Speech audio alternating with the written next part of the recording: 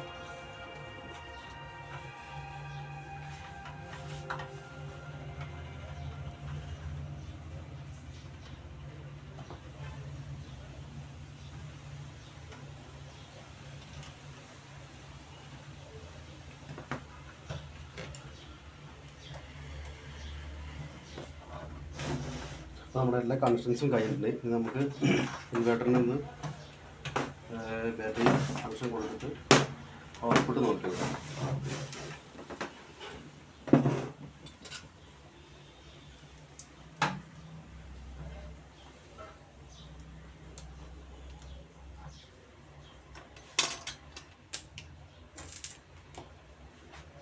നമ്മുടെ ഇൻവെർട്ടർ ഉണ്ട്, ഒക്കെ ഇൻവെർട്ടർ ഓൺ ആയിട്ടുണ്ട്. ഇനി ഔട്ട്പുട്ട് വോൾട്ടേജ് എത്രയാണ് കിട്ടുന്നത് നമുക്ക് നോക്കാം. ഇൻവെർട്ടറിൻ്റെ AC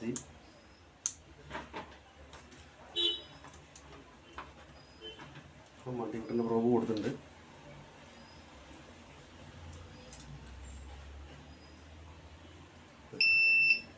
ഇരുന്നൂറ്റി 14 വോൾട്ട് ഔട്ട്പുട്ട് നമ്മുടെ ഇൻവെർട്ടറിൻ്റെ കിട്ടിയിട്ടുണ്ട്. ഇൻവെർട്ടർ ഓഫ് ആകുമ്പോൾ കിട്ടുന്നുണ്ട്. അപ്പോൾ വർക്കിംഗ് ഓക്കെയാണ്.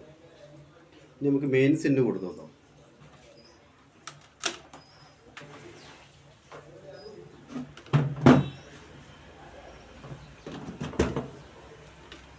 മെയിൻ സിന്ന് കൊടുത്തിട്ട് ഓൺലൈനാണല്ലോ ഇൻവെർട്ടർ, അപ്പം ഓൺലൈൻ വർക്ക് ചെയ്യുന്നതോ നോക്കുക.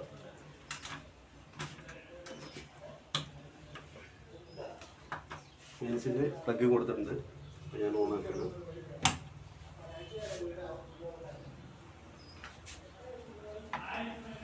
മെയിൻ സില്ല് സെൻസ് ചെയ്യുന്നത് നോക്കണം. മെയിൻ സില്ല് വന്നിട്ടുണ്ട്.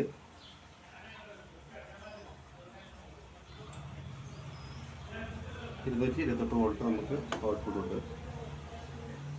ഇനി നമുക്ക് ഇൻവെർട്ടർ ഒന്ന് ഓണാക്കാം. ഇൻവെർട്ടർ ഓണാക്കി ഓൺ മോഡിലാണ്. ഇനി മെയിൻസ് നമുക്ക് കട്ട് ചെയ്ത് നോക്കാം. അപ്പോൾ ഔട്ട്പുട്ട് വോൾട്ടേജ് എത്ര കിട്ടുന്നു നോക്കാം. ഓക്കെ, 240 വോൾട്ട് ഔട്ട്പുട്ട് ഉണ്ട്. അപ്പോൾ ഇൻവെർട്ടർ ഓക്കെ ആയിട്ടുണ്ട്. ഇതാണ് ലുമിനസിൻ്റെ എക്കോ വാട്ട് 1050 എന്ന സിസ്റ്റത്തിന് വരുന്ന കംപ്ലൈൻറ്റ്. അപ്പോൾ ആരും ടെക്നീഷ്യന്മാരുടെ പുറകെ